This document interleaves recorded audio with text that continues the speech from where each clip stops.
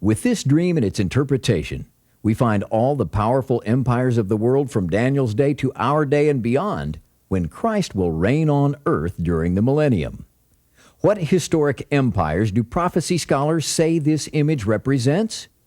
The prophet Daniel gives us the means whereby we can interpret the dream. He began by stating that the head of gold is Babylon. Babylon reigned over the known world from 606 BC to 539 BC. It follows that the empire that conquered Babylon would be the breast and arms of silver. That would be Medo-Persia, the world's first known constitutional monarchy.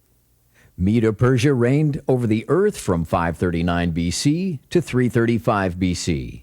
The empire that conquered Medo-Persia was Greece, represented by the belly and thighs of brass. Alexander the Great conquered the known world in 10 years, then died at a young age.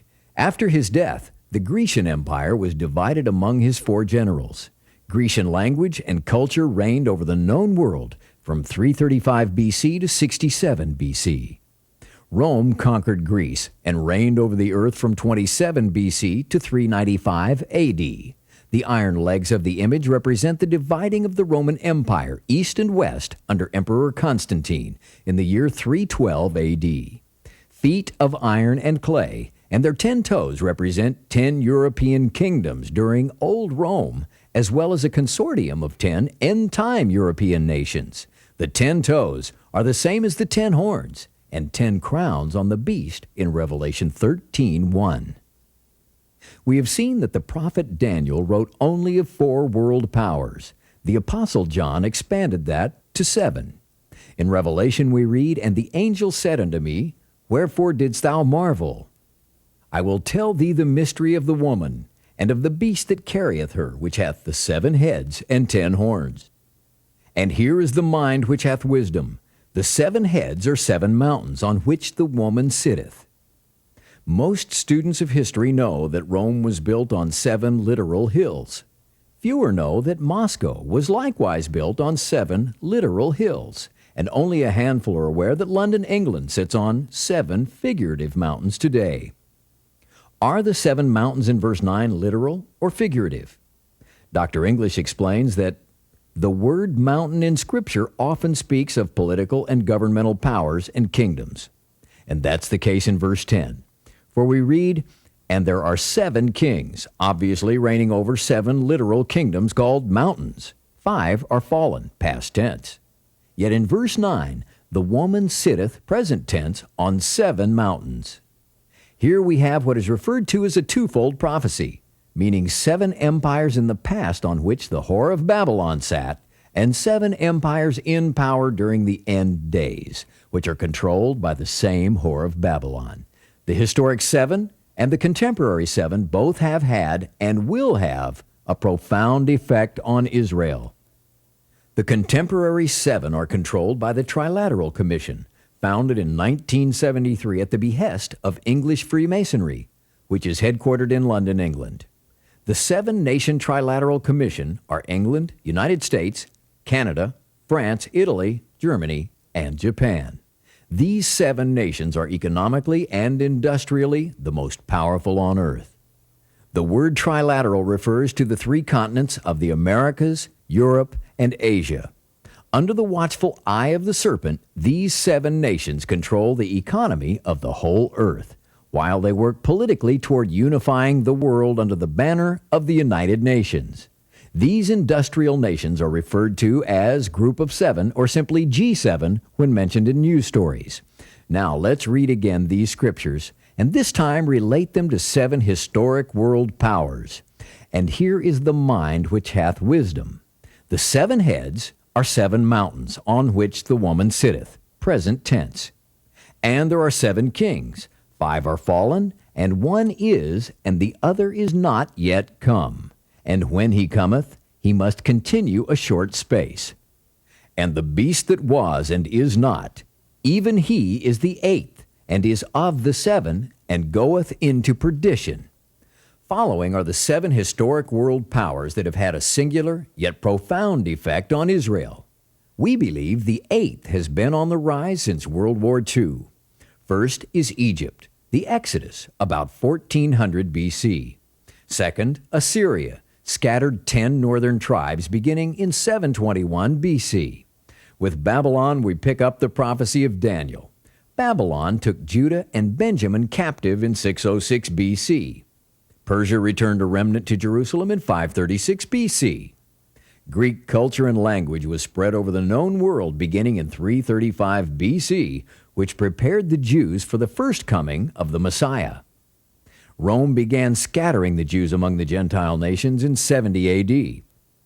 And there are 7 kings. 5 are fallen, and 1 is. When the Apostle John wrote these words, Rome was in full power. Rome is referred to as the one that is. Therefore, the 5 that had fallen began with Egypt and ended with Greece. And the other is not yet come, and when he cometh, he must continue a short space. To understand what is meant by short space, we must first consider the duration of time the preceding empires reigned over Israel. Egypt held Israel captive 400 years. Assyria scattered the northern tribes for 115 years. Judah and Benjamin were captive in Babylon for 70 years. When Persia returned the Jews to Israel, the Jews were still subject to Persia for the next 201 years. When Alexander the Great died 10 years following his capture of the Persian Empire, the next 200 years saw Israel ravaged by 2 of Alexander's generals and their descendants.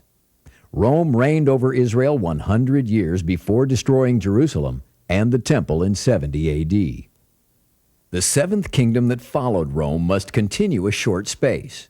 What is meant by short space? In Greek, short means puny, and space means far off from something near in the sense of time. The puny amount of time that the 7th Empire had a singular yet profound effect on Israel had to have been significantly less than the 70 years Babylon reigned over Israel. And the space that is required for this empire to come into power was far off from Rome in the sense of time. What past empire was far off from Rome in the sense of time, lasted only a puny period of time, and had a singular yet profound effect on Israel? It can only be Nazi Germany, which was in power 10 years, a puny amount of time for an empire to exist. Hitler's treaties with Spain, Italy, and Japan stretched the Nazi Empire over all of Europe, South America, North Africa, the Arab nations, and the Orient. The singular yet profound effect Nazi Germany had on the Jews forced God's people to return to Palestine. On November 11, 1947, the United Nations partitioned Palestine between the Jews and the Palestinians. 6 months later, on May 14, 1948, the UN authorized the Jews to reestablish their nation under its ancient name, Israel. This was prophesied by Isaiah 2,700 years earlier. Who hath heard such a thing? Who hath seen such things? Shall the earth be made to bring forth in one day, or shall a nation be born at once? For as soon as Zion travailed, which is a clear reference to the Jewish Holocaust, she brought forth her children, which is a clear reference to her rebirth. And the beast that was and is not, even he is the 8th, and is of the 7, and goeth into perdition. The beast that was and is not is understood to be old Rome with her demise, and in the end days, New Rome with her revival, following the rapid rise and fall of Nazi Germany. From Revelation 17:11 comes the extra-biblical coined phrase, the revived Roman Empire, which will confirm a 7-year peace treaty with Israel. We believe revived Rome in our day is a contemporary empire having the same characteristics as ancient Rome. What might be the name of revived Rome?